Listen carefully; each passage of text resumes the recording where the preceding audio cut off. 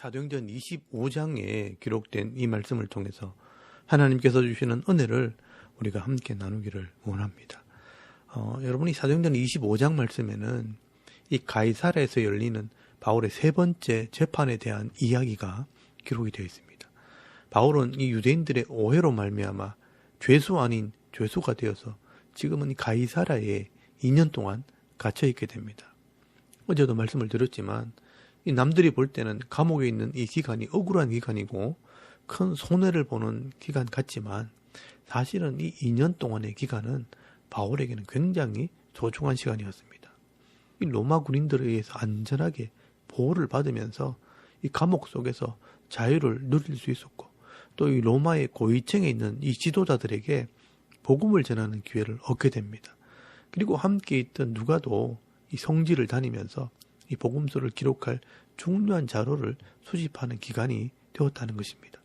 그리고 오늘 본문에는 이 바울이 가이사랴에서 2년 동안 갇혀 있을 때 이 가이사랴에 새로운 총독이 부임을 하게 됩니다. 이 벨릭스라는 총독이 경질되고 베스도라는 총독이 새롭게 부임을 하게 됩니다.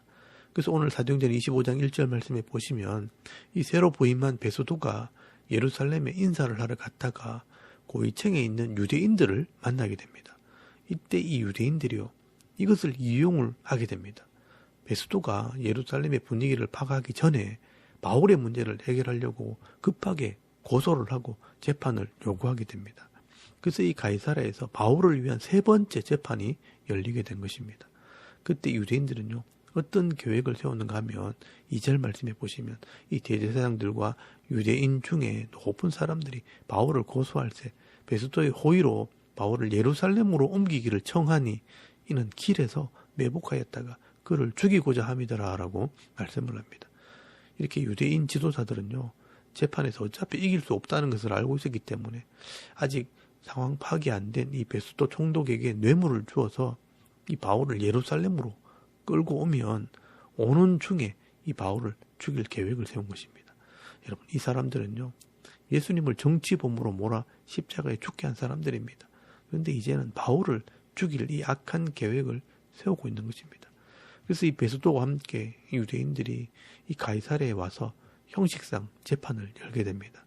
여러분 6절 말씀에 보시면 베스도가 그들 가운데서 8일 혹은 10일을 지낸 후 가이사랴로 내려가서 이튿날 재판 자리에 앉고 바울을 데려오라 명하니라고 말씀을 합니다.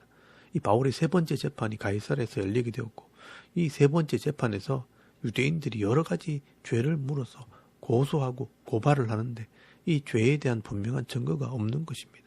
여러분 7절 말씀에 보시면 그가 나오며 예루살렘에서 내려온 유대인들이 둘러서서 여러 가지 중대한 사건으로 고발하되 능히 증거를 대지 못한지라라고 말씀을 합니다.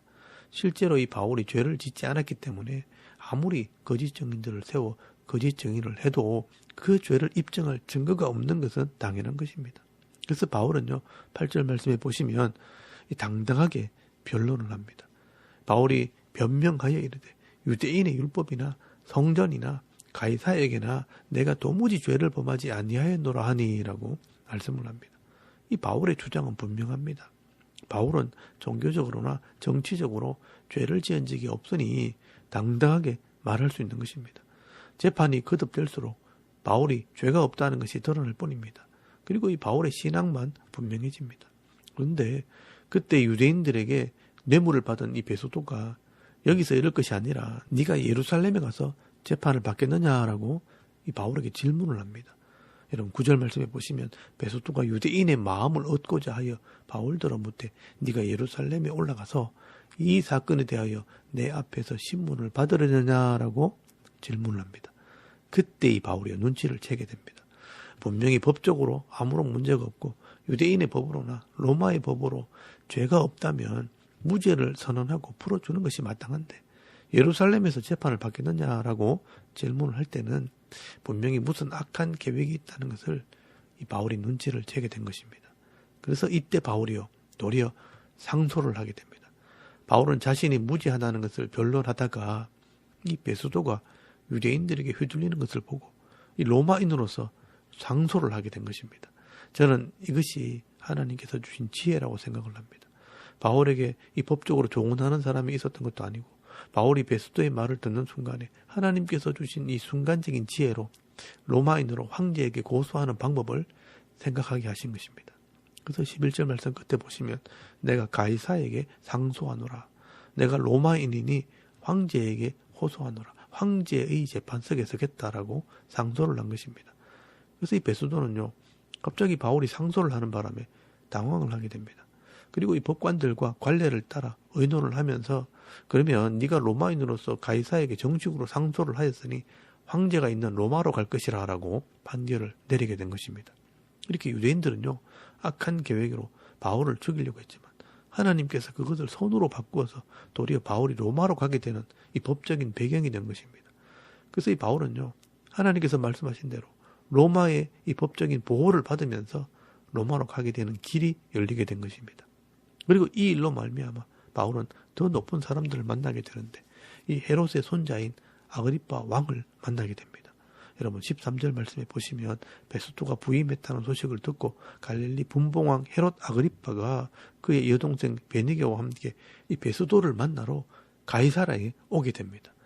그래서 총독 베스도가 아그리파 왕을 만나면서 같은 지도자요 정치인으로 이 법적인 자문을 하게 됩니다. 이 베스도는 내가 가이사라 총독으로 부임을 하니까 앞에 있던 이 벨릭스가 남겨놓은 골치 아픈 죄수가 하나 있는데 이 사람 때문에 머리가 아프다고 하면서 아그리파 왕에게 법적인 자문을 구한 것입니다.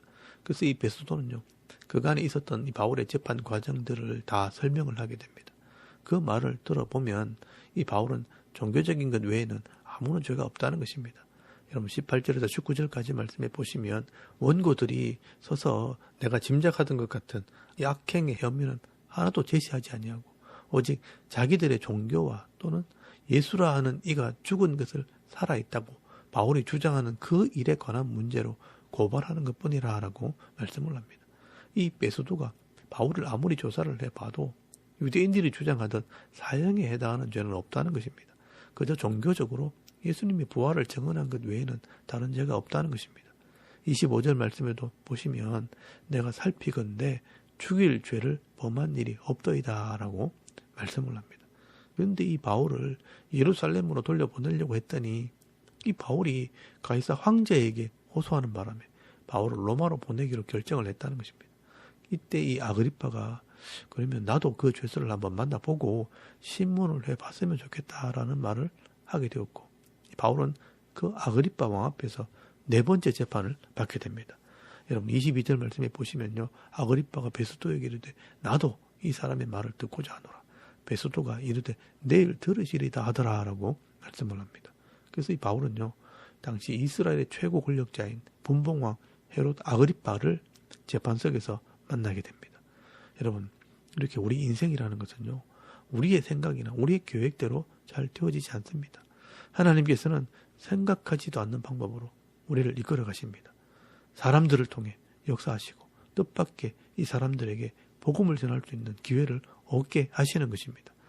그래서 이 사도행전 26장 말씀에는 이 아그리파 왕을 전도하는 바울의 모습이 기록이 되어 있습니다. 여러분 23절 말씀에 보시면요, 분봉왕 아그리파와 그 여동생 베니게 그리고 천부장과 시중에 높은 사람들이 다 모인 자리에서 바울은 변론을 하면서 복음을 전하게 됩니다. 오늘도 이 바울의 삶의 이 모습을 보면서 하나님께서 어떻게 일하시는지를 영적인 눈으로 보실 수 있길 바랍니다. 우리가 하나님을 믿고 예수를 믿는 이 분명한 믿음을 가지고 있으면요, 어떤 악한 자가 우리를 해하려고 해도 이 하나님께서 이 악한 것도 선으로 바꾸어 주시는 것입니다. 저는 이 바울의 이런 모습을 보면서 이 구약에 나오는 다윗을 생각하게 됩니다. 시편에 보시면요, 이 다윗이 이런 악한 자들을 만났을 때 하나님을 의뢰했더니 하나님께서 이기게 하셨다라고 노래하고 있습니다. 그때나 지금이나 이 악한 자들은 항상 존재하고요, 항상 악한 계획으로 이 성도들을 공격합니다. 그러나 하나님을 믿고 신뢰하는 자들에게는요, 이 하나님의 보호하심이 있는 것입니다. 우리가 시편 37편 1절에서 11절까지 말씀을 한번 읽고 묵상하기를 원합니다. 여러분 시편 37편 1절에서 11절까지 말씀에 보시면 악을 행하는 자들 때문에 불평하지 말며 불의를 행하는 자들을 시기하지 말지어다. 그들은 풀과 같이 속히 배임을 당할 것이며 푸른 채소같이 쇠잔할 것이미로다. 여호와를 의뢰하고 선을 행하라. 땅에 머무는 동안 그의 성실을 먹을거리로 삼을지어다. 또 여호와를 기뻐하라. 그가 네 마음의 소원을 네게 이루어 주시리로다. 네 길을 여호와께 맡기라. 그를 의지하면 그가 이루시고 네 의를 빛같이 나타내시며 네 공의를 정오의 빛같이 하시리로다. 여호와 앞에 잠잠하고 참고 기다리라.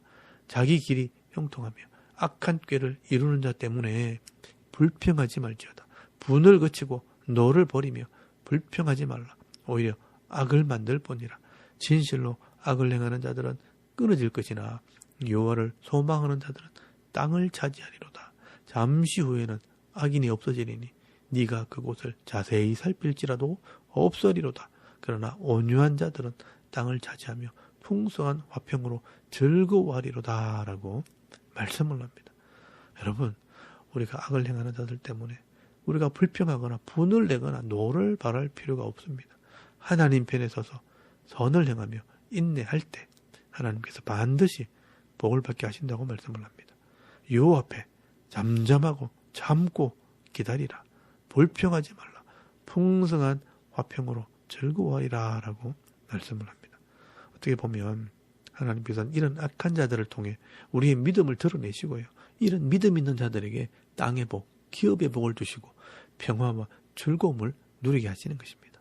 오늘도 우리가 이 하나님을 의지하고 선을 행하는 삶을 살 때 온유한 자로서 땅을 차지하고 풍성한 화평을 누리며 즐거운 인생을 살아가는 저와 여러분의 이런 영적인 삶의 모습이 되실 수 있기를 주의 이름으로 축원합니다. 아멘. 우리 잠깐 기도드리겠습니다. 오늘도 하나님을 신뢰하는 사람으로 살게 하옵소서. 내가 만나는 사람들에게 전도하고 선교하는 삶을 살게 하옵소서. 나라와 이 민족의 평안을 위해 교회와 가정과 자녀들의 믿음을 위해서 개인의 기도 제목을 따라 기도하고 오늘 하루 삶을 또 시작할 수 있길 바랍니다. 다 같이 우리 하나님께 한번 기도드리겠습니다. 살아계신 하나님 은혜를 참 감사합니다. 오늘 이 아침에 우리 하나님을 예배하게 하시고